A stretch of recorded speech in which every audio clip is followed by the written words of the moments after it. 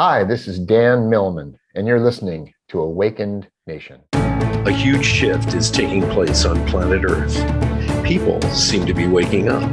Tired of the way things used to be, they are creating something brand new and changing the world we live in. My name is Brad Szollose, and I get to sit down with the next generation of idea makers, the disruptors, and the game changers.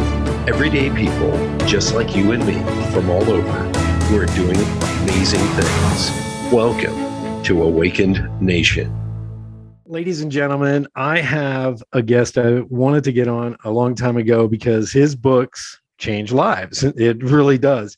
And when I first read The Way of the Peaceful Warrior, it blew my mind. It changed my life. And I really want to welcome Dan Millman to the show. Hi, Dan. Hi, Brad. It's so good to be here with you finally. Same here. I'm sure you've heard that dozens of times. Your books really do change people's lives. And what it did for me was this. I always saw spirituality as this like separate thing from me. And when I read that first book, it really integrated into me. It's all oneness. You know, you can meditate on that. You can sit and intellectually think about it. But that book really brought it all together for me. And I'm sure you've heard that before. Am I right? I have. I've heard many things over time. And when people have said, gee, your first book changed my life, Way of the Peaceful Warrior, I often ask them, what do you mean by that? And it's come down to a shift in perspective.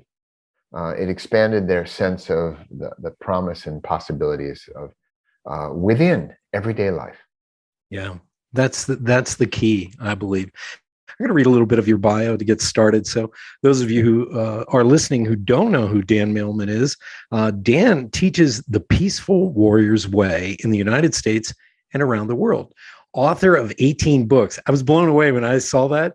Author of 18 books published in 29 languages. Millman is a former world champion athlete, university coach, martial arts instructor, and a college professor. You might know him best from his international bestseller, Way of the Peaceful Warrior, which was adapted into a feature film starring Nick Nolte. Millman and his wife, Joy, live in Brooklyn, New York. And you can get a hold of Dan at peacefulwarrior.com.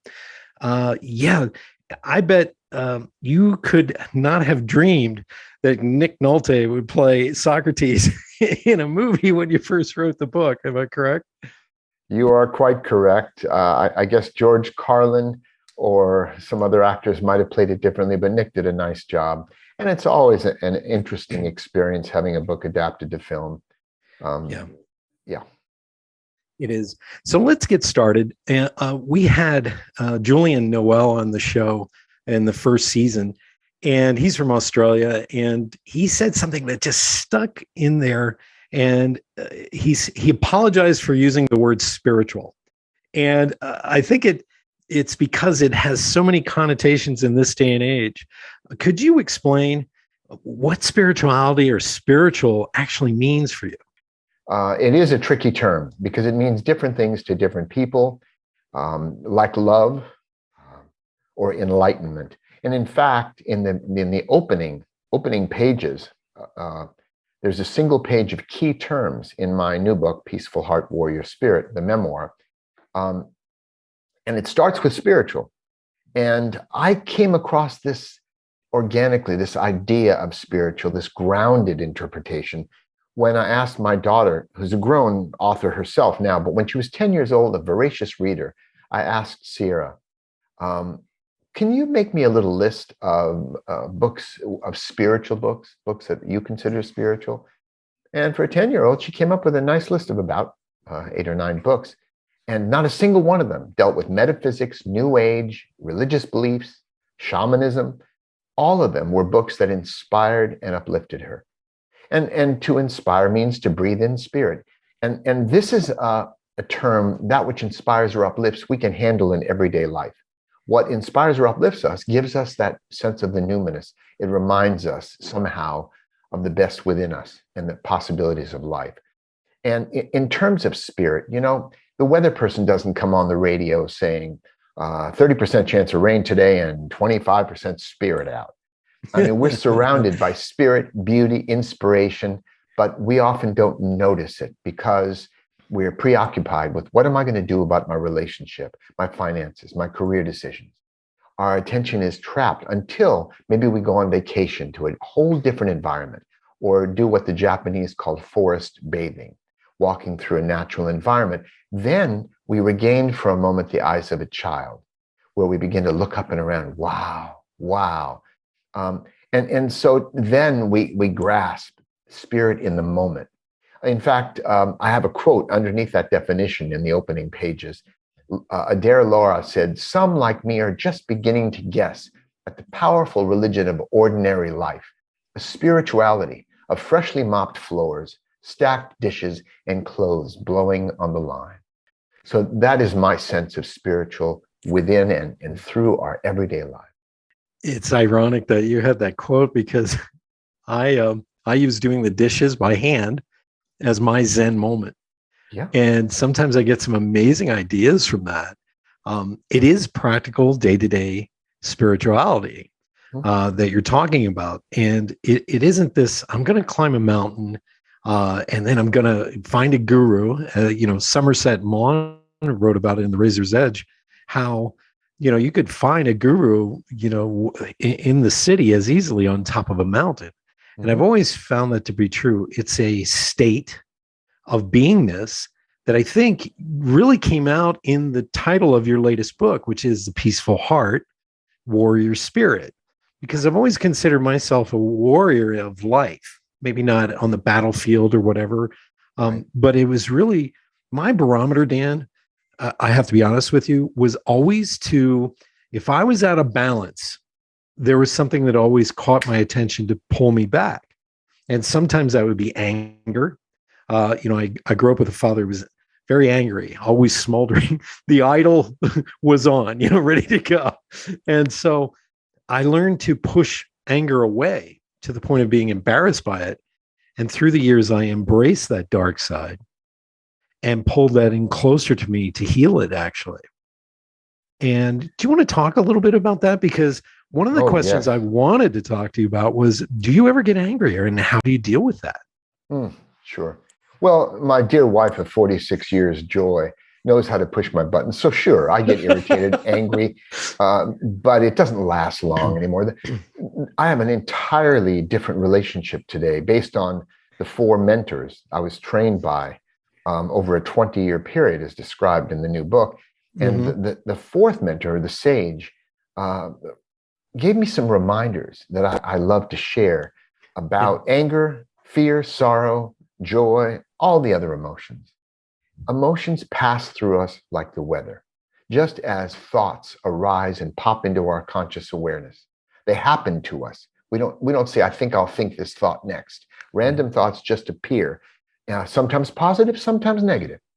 But we have less control over what, we don't have a spam filter in our head to stop certain thoughts. Nor can we control by our will and say, I'm not going to feel what I'm feeling right now. The feelings pass anyway, just like the weather. So, I spoke with an inmate in San Quentin once. I was speaking to groups there in the Inside Prison Project when I lived in California.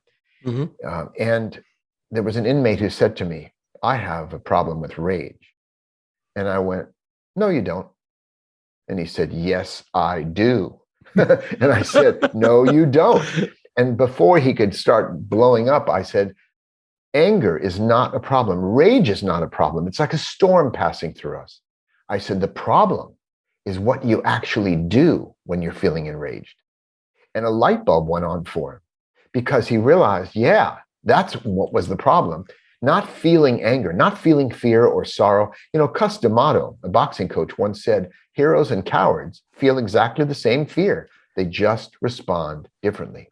So the emphasis after my time with the sage is more on behavior. Anger management courses don't manage anger. They manage behavior. What will we do when we're feeling angry?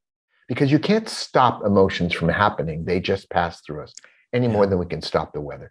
So that's a longish answer, but I hope provides a context, this whole question of anger. Oh, it's a powerful answer. Thank you. Yeah, it is what you do with it. The difference between the hero and the coward. Yeah, you nailed it. You did talk about this in the book, the four mentors that you had: the professor, the guru, the warrior priest, and the sage. And I'm going to ask you, how did you find these teachers, and how can others find their own teachers like this? Yes, it's an important question. And again, to provide some context, you'll see where I'm going in a moment. When I was young, I was very much into self-improvement. I studied memory courses. I read books on word power. I studied speed reading and speed arithmetic. I learned sleight of hand, ventriloquism. I just loved to learn, and I was always improving myself. But until one day I realized no matter how much I improved myself, and there's nothing wrong with that. It's better for the planet to improve ourselves. But I realized only one person benefited. But if I could reach out and somehow influence other people, and at the time I had no idea how. I was fairly young still. I hadn't written or taught, or I was a gymnast. But if I could touch the lives of other people somehow, that made my life more meaningful. And I think that commitment from this early on to share what I'd learned with other people, really, that was my calling as a teacher. And because of that commitment, I think it opened me up to looking around for the whys in many different fields. I collected quotations for probably 50 years now. I have over 1,000 pages of selected quotations that are the most witty, wise ones I could find. And I also was looking around for role models. We've all had role models and teachers we remember from school, one or two or three that inspired us and demanded our best. So I'm not unique in this, but I happened to come across over a 20-year period, one after the next, radically different mentors who helped shape my life and represent various approaches to the quest, our search for fulfillment. I believe we're all on a spiritual quest, whether or not we use those words. Whether it's conscious or unconscious, everyone is seeking a deeper sense of fulfillment, satisfaction, meaning, purpose in life. And so really we share this quest, because I wouldn't have written the memoir assuming legions of people want to read about this Dan Millman character. But because it's about our shared quest and may shed light on that and offer some useful encouragement and guidance and some cautionary tales as well, that's why I ended up writing the book. Wow. Well, you're an inspiration, I got to tell you. Maybe we see you and ourselves reflected in you, but it really has helped. All your books have been transformational. Well, And I'm going to ask this question because, when I wrote my very first book, it was a business book. I started where I could start. I combined a lot of my personal stories and spirituality and things in that book. Mm-hmm. And I realized if everybody took a pen and paper and wrote down what Dan just recommended that you do, I had to do this, Dan, and you just actually talked about it. And that is, I actively sought out experiences and teachers that would teach me so I could share it. And when I did that, even the mundanest moments, even the most mundane moment, let's say standing online at the grocery store, became a story. And I started jotting down on notepads. Sometimes it was just one sentence or a title, and I was right back in that moment. Did that happen to you? I mean, it seems like that's what happened. You just opened yourself up to life teaching you. Well, life, of course, is a series of moments. We each have neurotic moments and stable moments and intelligent moments. I've had some pretty dumb moments too. I relate to some of them in the book. Ask my daughters. So we all have these different moments, enlightened moments and maybe ignorant moments. We change over time. Somebody came up to me once and said, Dan, you seem like a nice guy. I said, sometimes, because sometimes this, sometimes that. That's realistic.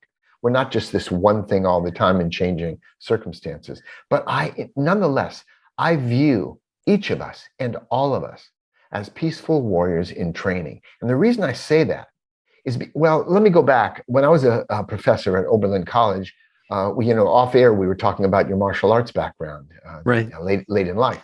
And I was teaching a course because I'd taken many martial arts. I was a bullied kid. I was small and the younger one of my class, and I talked too much, a lifelong habit, which probably attracted the attention of some bullies. I should write them thank you letters if I knew them today, because that generated an interest in the martial arts. Yeah. And so after all the studies I did in a little boxing, and then judo and karate, Okinawan style, Okinawate, Wow. think Mr. Miyagi. Yes.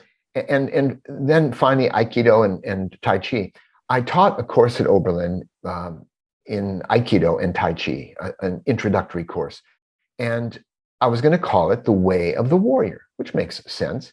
Right. But then I realized they were internal arts. They were a more receptive arts. They weren't aggressive arts.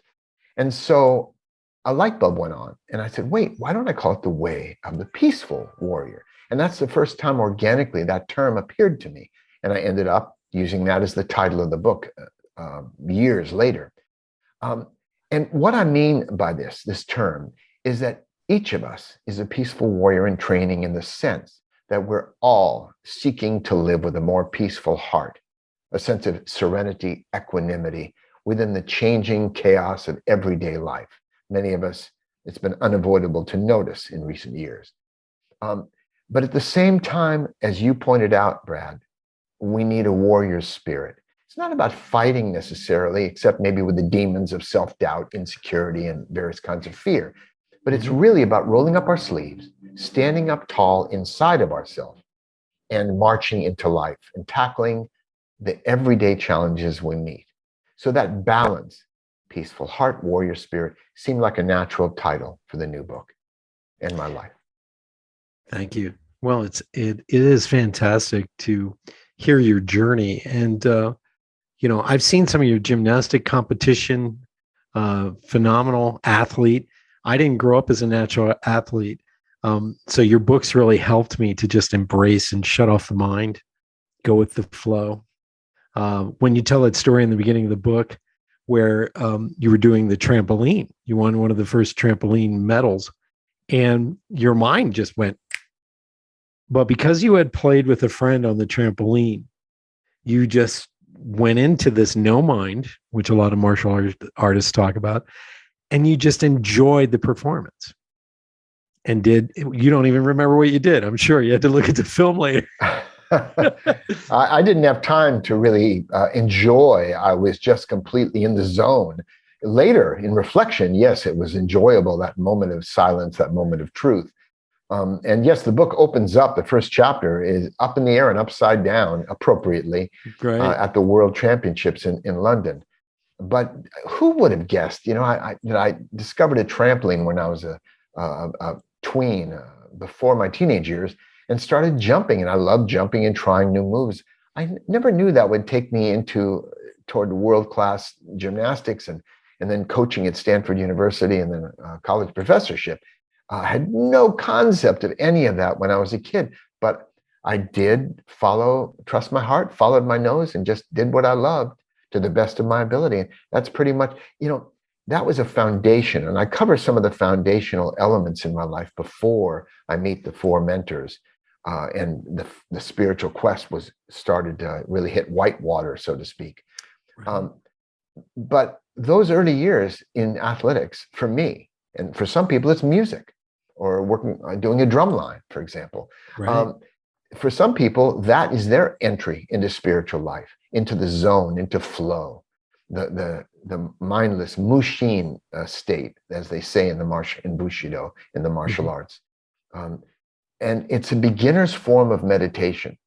Because when you're doing gymnastics, you're not thinking about breakfast, when you're flying around the high bar, or dinner that night, or what you're going to do in the past or future. But the hard part is in everyday life, when we're just sitting quietly in meditation or walking around, to also focus in the same way. That becomes the big challenge. It is. It's guidance for living life in a day-to-day, moment-to-moment way.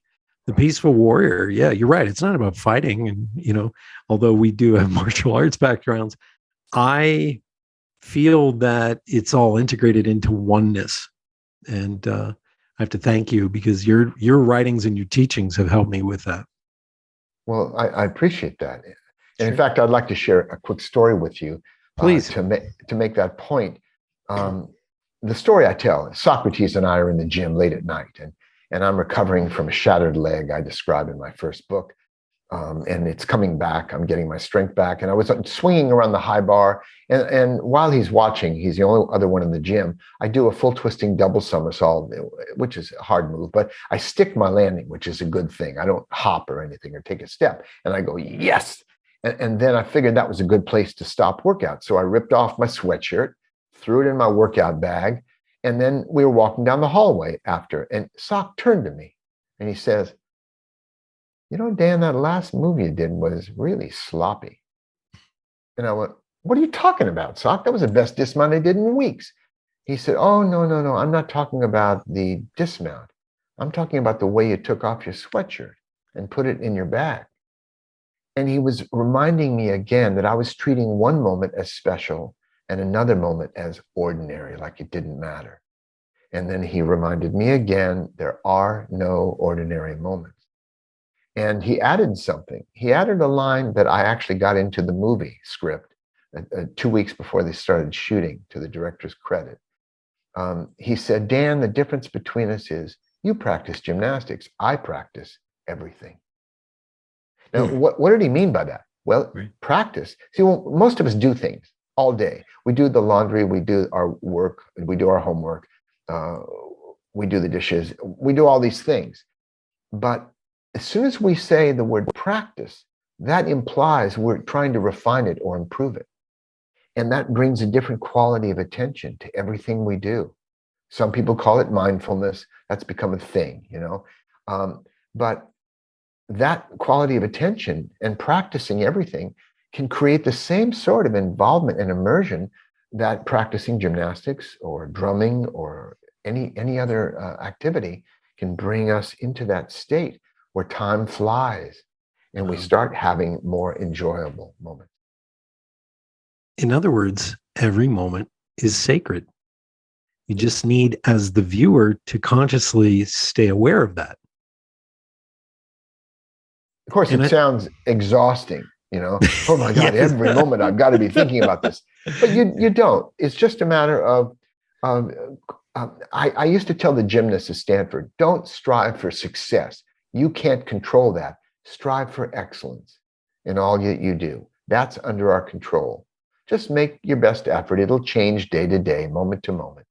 But do whatever you do. I'm sharing with you now. I'm speaking and I'm practicing. Let me ask you this, you know, because, you know, I'm getting into that age where, okay, I'm going to be a teacher. You know, you talk about phases in life. You know, you're the warrior, the athlete, all this, and then you become an instructor and a teacher, and you kind of give back what you've learned. Mm-hmm. You say this, it's like, does it take a lifetime to achieve a peaceful heart and a warrior spirit? Or is it something that you can step into instantaneously? Both. You can only do it in this moment. You can't do it in the future because the future never comes. It's always in our imagination what the future is going to be. You can't do it in the past, certainly, because that's just a set of memories that we drag with us into the present. But all we have is this moment of power. So we're, in a sense, behaving like a peaceful warrior with a peaceful heart, warrior spirit in this moment, or we're not. And yet, I'm still practicing. I retained a beginner's mind. I point out some humorous stories in the book where I'm definitely still learning. And so it is also a lifetime practice in the abstract. But really, it's always, everything happens in this moment. By the way, I recommend everybody go watch Dan's TED Talk, by the way. He does this amazing handstand on the chair. And it was just insightful. You talked about in Peaceful Heart, Warrior Spirit, the true story of my spiritual quest. You corrected some of the things that you had written previously. And if you could just explain some of that, because it's such a powerful journey as an author, as you're getting across certain things. And then you realize your consciousness changes as you get older, especially. I don't think the way I used to when I was 20. And so I look back on some of that. What was some of that you wanted to set the record straight? Well, I began this sense of reflection in 2006 when the movie came out. I realized with a sense of urgency, I would need to write a companion book to Way of the Peaceful Warrior, and I called it Wisdom of the Peaceful Warrior. And what I did was I took about 100 teaching incidents in the first book with Socrates holding forth, and I clarified from a viewpoint 25 years later that I understood better than when I wrote the book. So that began the process of reflection, which was completed in this culminating book, The True Story. And for example, one of the elements I would like to clarify, we've all heard the saying, when the student is ready, the teacher appears. Right. But many people interpret that as somehow when they're deserving enough, or have suffered enough, or prepared enough, then a teacher like Socrates will appear to guide them or kick them up the path. But actually, what I think it means is when the student is ready or actually paying attention, the teacher appears everywhere, maybe in a cloud passing over. I tell a story in the book about how I learned a valuable lesson that shifted my behavior from watching a cloud drift across the sky. It can happen in watching a tree bend in the wind. It can happen at a cafe. The barista might do something and you notice they're meditating their way to making your latte or whatever it is, your chai. Yeah. So there's daily life. I viewed Earth as a school for souls, a divine school. And do I know that's true cosmically? No, I can't know that, but I view it that way. And daily life is our classroom. Lessons repeat themselves until we learn them. Most of us have noticed that. And if we don't learn the easy lessons, they get more dramatic, as they are today. So we're always learning, always living, and that's just how it is. And we need to accept that process. It is a powerful path. Tao, the Tao. Yeah, the Tao. The path. Yeah. Very powerful insights. Your books, they do change lives. And I have to be honest with you, every time I read one of your books, I was transported and then I got the lesson. So thank you on that. I want to ask you real quickly, which of the teachers did you feel you learned the most from? Because each one has a profound, how can we say, je ne sais quoi, as the French would say, but each one has a profound way and methodology of teaching and our receivership of that. Well, because they were radically different in their approach, each representing a different style, different content. Let me give an example. The professor was my first formal mentor. And through a series of coincidences, a random phone call I made, a friend who had just completed an amazing training, 40 days, 10 hours a day. Now, who has time for that now? Right. But it was intensive. And it was called the Arica, Arica. It's the word America without the me in it, by coincidence. Mm-hmm. And it's named after a city in Chile, next to the Atacama Desert, where a man named Oscar Ichazo taught. And he's the man I called the professor. And his school gathered together a global heritage, not just Hindu teachings or Vedanta, not just Chinese teachings or Sufi teachings or the Japanese Zen teachings, but a global heritage he had studied in depth, very unusual background.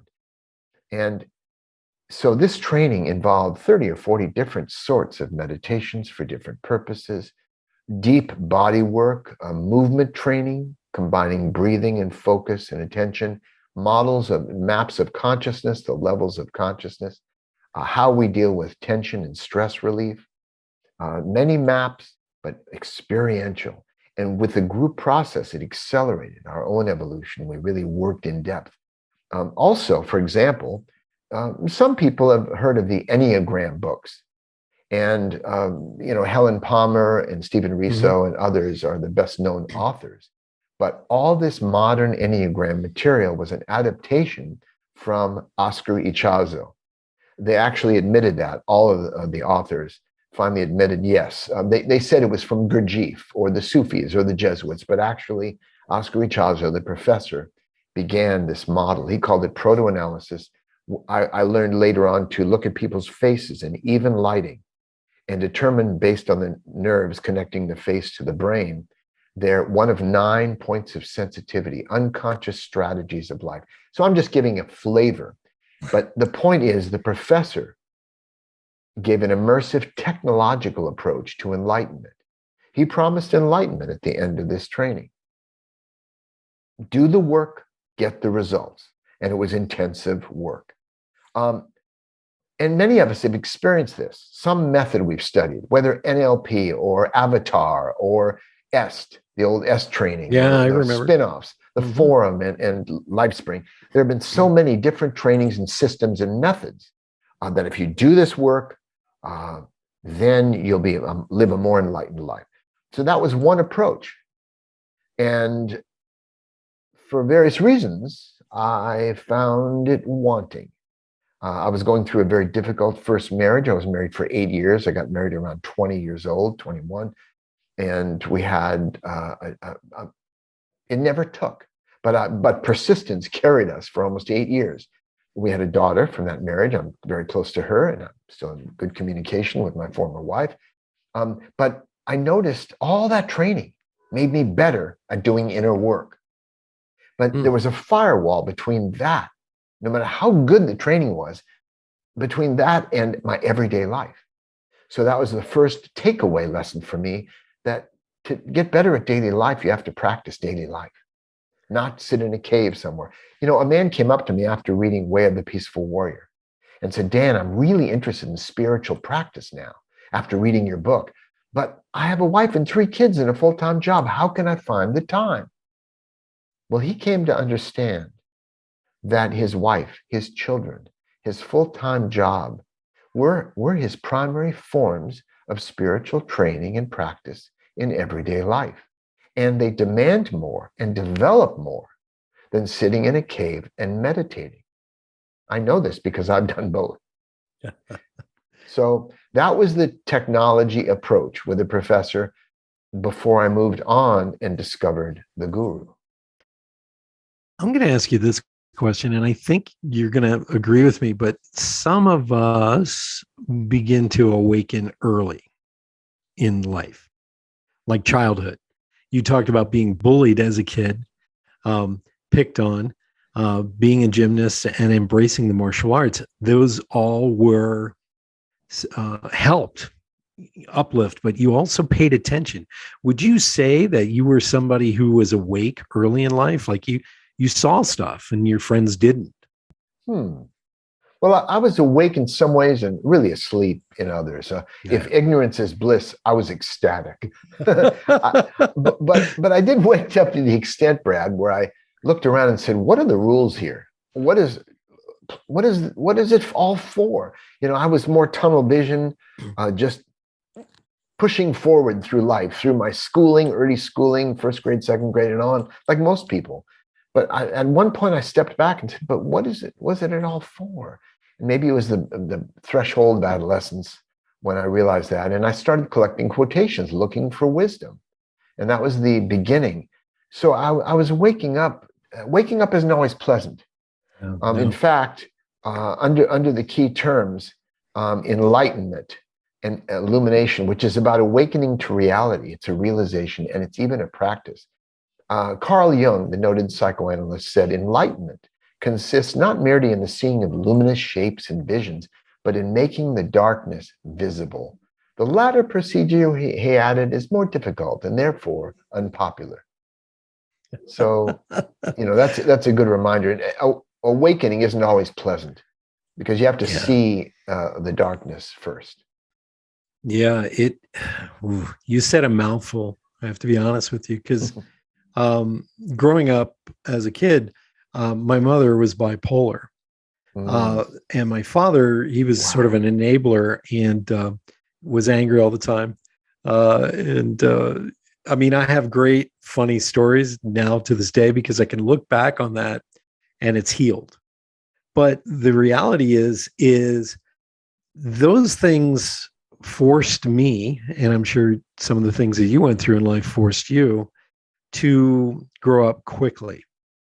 And today, I have friends who are going through things I went through at 10, so there is no set curriculum. No. Many of them are reaching out to ask me how I dealt with those things. Do you find that true nowadays? Like some people are calling upon your wisdom, and it's really something you learned at 18. That's the very profound part about your book, by the way. I learned from each of the moments in your life. Can you talk about that a little bit? Well, let me say first that your spiritual training began early on. Having a mother with bipolar is wow. I viewed everyday life, just in a normal everyday life, as a form of spiritual weight training because of the adversities, the difficulties, the physical, emotional, and mental pain we can experience. The fact that you got this as a child and clearly responded in a constructive way. They say life will lift you up or grind you down, depending on your response. And so that was the beginning of your training. I had a family member who was suffering, and it was hard. I described one incident where my sister has slammed the door and is crying in her room, and I'm standing outside, a little kid, and I'm crying too. Out of some kind of empathy, I could do nothing. And it started my interest in how do people tick? What makes them do what they do? Yeah. Why is she unhappy? We lived in an intact home, loving parents, but households, nobody's perfect. That's why Ram Dass said, you think you're enlightened? Go visit your parents. That is true. Go sit at Thanksgiving dinner and see how enlightened you are. Yeah. Right. I had somebody, they knew my dad, and as he got older in life, I would come visit him and they would sit with me and we were hanging out, and they said, I don't think you can spend more than 4 hours here at a time. And I go, why? And they go, you're drained. And let's add that to the spiritual lessons, boundaries. Right. Exactly. It's very powerful with what you do. The next question I want to delve into is some of the more esoteric things that maybe you don't get a chance to talk about, but do you have a favorite memory through all of this? Well, of course, what came up for me after writing a memoir, one memory, I have many favorite memories. There was a time I was sitting on a curb in Berkeley, California, on Telegraph Avenue. Anybody who knows Berkeley. I had an hour or so before workout that afternoon. My studies were caught up, and my mind was free. And I just bought a grapefruit and peeled it and was eating these chunks of grapefruit on this warm day. Cars were driving in front of me and car exhaust, and there was some litter blowing in the streets. But suddenly, for no reason I can describe, it was an apparently ordinary moment. Suddenly, I looked up, and everything was absolutely perfect. I mean, suddenly I don't know where that came from, but the litter was perfect. The car exhaust was perfect. I was perfect. The entire world was perfect, even though the Vietnam War was raging and there were problems in the world, but I couldn't conceive of that other than a perfect part of our human evolution unfolding. Now, that was apparently just mundane moment sitting on a curb, but that's one of those memories that stood out. It was a preview of possibility. And it's an interesting exercise I sometimes give people in training, just to say, whenever you're having a difficulty or pushing against something or something's pushing against you, just ask yourself the question, in what way might this be perfect? And see if any answers come. It's a way to look at our lives instead of this shouldn't be happening,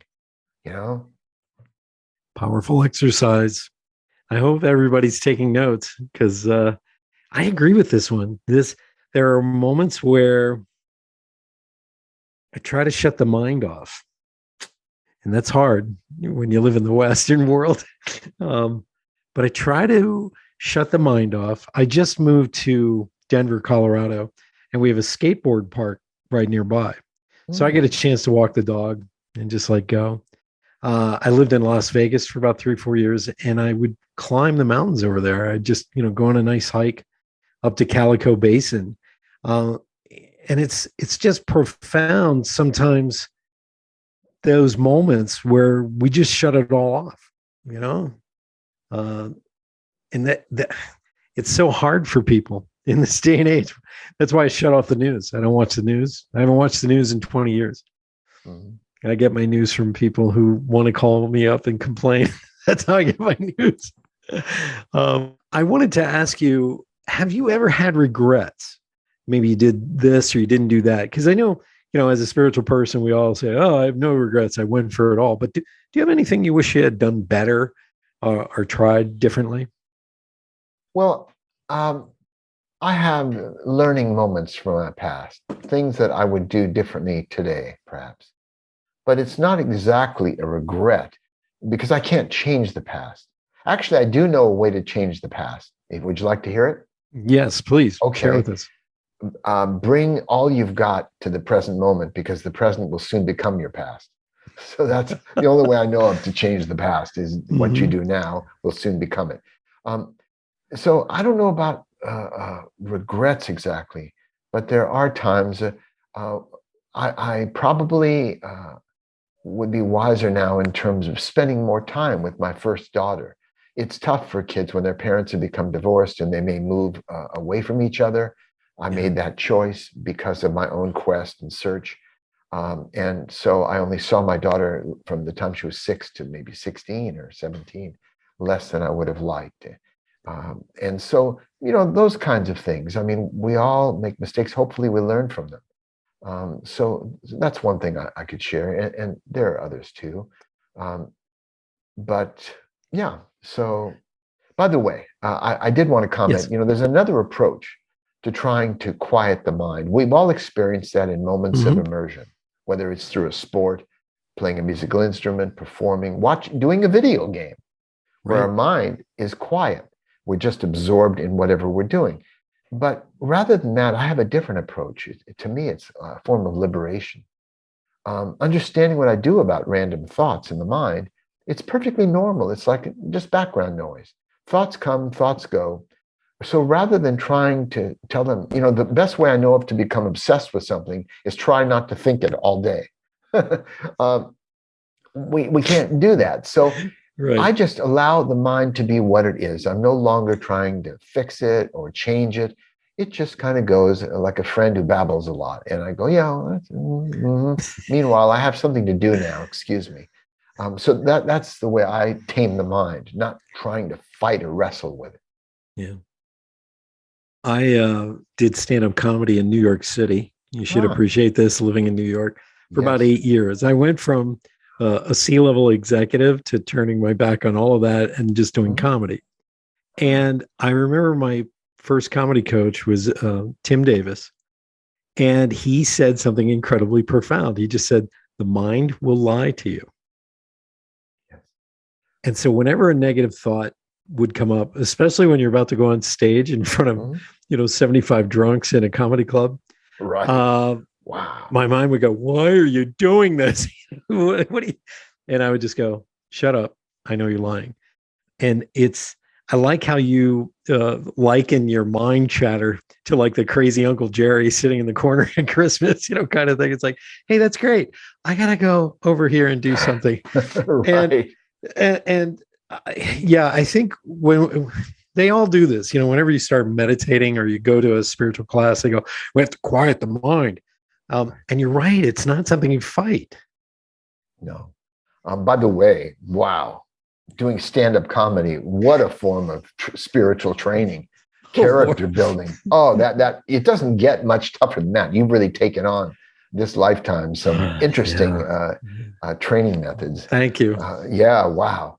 I look back on it and I go, very quickly, I started opening for these headlining comedians like Lisa Lampanelli and Tom Rhodes and people who were famous.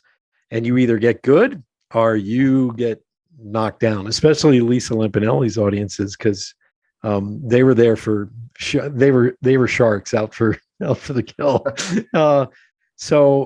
But like you, that training added up to the work I'm doing today. That training helped me be funny in a very stressful situation. So when I go to do a keynote speech in front of oil riggers and executives who are in the oil industry, tough guys, I can make them laugh hysterically. That training really helped me. Oh, big time. Who was it? Apparently, in the apocryphal story, somebody was dying, and he said his last words were, "Dying is easy, comedy is hard." Yes. You've heard that, of course. It's so true. But thank you. I don't know what was going through my head, but I really, I was getting an inner nudge, spirit, my higher self, whatever, that says you must do this first.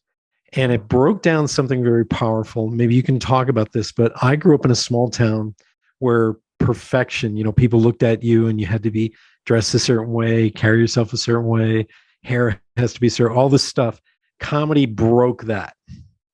So I could be free and clear to whom I wanted to be on stage and the true essence come out rather than this. And you don't know it until you cross that bridge that you have this thin membrane that's like, oh, I can't do that. People might think this. But would you like to talk about that a little bit? Because your story is very profound. You're the height of the gymnast. You're the hot star, and you break your hip and your leg in a motorcycle accident. Correct? Yes. Explain that a little bit, because there's the moment where you're the winner and something knocks you down where you kind of have to go, okay, what's new here? What do I need to learn? And was that just pure ego? And what was it? And you learn something very different from that loss, that moment where you get knocked on your ass. Sorry to swear, but you get knocked. It changed my life. On the other hand, I don't recommend fractures as a method of personal development. But in my case, yes, I was at the peak of my form. I was aiming for the Olympic team, our college team, a national championship. And then one evening I was driving home on a motorcycle around dusk, and I depict this in my first book, which was a very true part of the first book, which mixed fact and fiction, The Way of the Peaceful Warrior. And also in the movie, it's depicted and shown. And it certainly, the term disruption is a big one in the business community now, disruption. Right. And it disrupted my life. And it put me in that place of total uncertainty. I had no idea whether I'd ever recover. The doctor said, you should be able to walk normally again, but it took a year just to walk normally again. Wow. And I trained, I did, upper body strength. I did all I could to heal it, until a year later, they took a titanium rod out of the middle of my whole thigh bone. And they said, well, it's either healed fully or it'll break again, but it should be okay. And then I started training in earnest to come back so our team might win the national championships. And that's part of the true story. But yes, it put me in that not knowing space, that in-between space. And it catapulted me out of the 20-something know-it-all phase of most 20-somethings, the bulletproof phase, and it made me more thoughtful and reflective. It shook me up. I started asking bigger questions about life. And I probably wouldn't be speaking with you, having this conversation with you, if that had never happened. I might be some sports announcer or who knows what. Right. But it changed the course of my life. So, the old good luck, bad luck story. Many of us have heard it, and it was both bad luck and good luck. Yeah. Thank you for sharing that, because a lot of times I think young people look at us that are older and they think, oh, you got it all. You win and you whatever. The reality is, to get here, there's another story. And that story usually, I say this all the time, I have failed 4 times, maybe more, for every success I've had. And that has just been profound in humbling me, and not getting too excited when I have those highs, and not getting too low when it's low. I know that it always, this too shall pass, as they always say. It's very interesting. Well, that's perspective. Yeah, that's the perspective we've gained. I have more life to look back on than forward to now. I turn 76 next week. I will. Wow. Yeah. And so it's given me perspective about my life. They say you can only understand life looking backwards, but you have to live it forwards. So you have those experiences and you can talk about, the failures. And I used to fail 50 times a day in the gym, but failure was just all part of the process until I achieved some success and learned a new move, for example. Mhm. So that was a metaphor of life. And we can talk about that, but I'll tell you, Brad, my heart goes out to young people today. Yeah. People who are just trying to build their way and find their way into life and a career. Those elders among us say, well, the difference between us is I've been a youth and you haven't been my age yet. But you know what? We were youths in a very different time. Yeah. Today is more complicated. And so that is their training. They're going through right now, not just with the pandemic and the current events today, but yesterday and tomorrow. They have to find their way into life, into a changing world. They may be working at jobs that haven't been invented yet. They have climate change to deal with and everything else. So my heart goes out and I do everything I can to offer these reminders to young people and these perspectives. That's profound. And I agree with you. They live in a much more confusing time. Life was simpler when you and I were growing up. By the way, hats off to you. You look fantastic and you're still in amazing shape because, you take it seriously. I'm going to ask you a couple of questions so my guests get to know you better, because I know a lot of people want to really listen to this podcast. What lessons do you feel you still need to learn, Dan? Well, for one thing, in terms of teaching and expressing myself, how to say what I have to say in fewer words. That's more that I'm working on.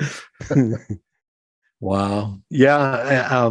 I'm a big fan of Frank Herbert, who wrote Dune. Yes. And Dune is the only book I read probably once every couple of years. I just have to read it. It's a masterwork. And I'm astounded at how he doesn't waste a single word. Yeah. It's powerful. It's amazing. I'm going to ask you one more question. Well, Sure. I have two, actually. Okay. What should we know about you that we don't know about you? I tend to be self-absorbed. My wife is very other-directed. She's a support person for everyone. And so our partnership has worked beautifully that way. I'm self-aware enough to know about this self-absorption. I grew up with a sense that I was the star of the movie and everyone else was a supporting character. Yeah. So that's not something I particularly like about myself, but it's part of the qualities of my personality. So I'm dealing with that. So I have to share that openly. I completely understand. I was raised as an only kid.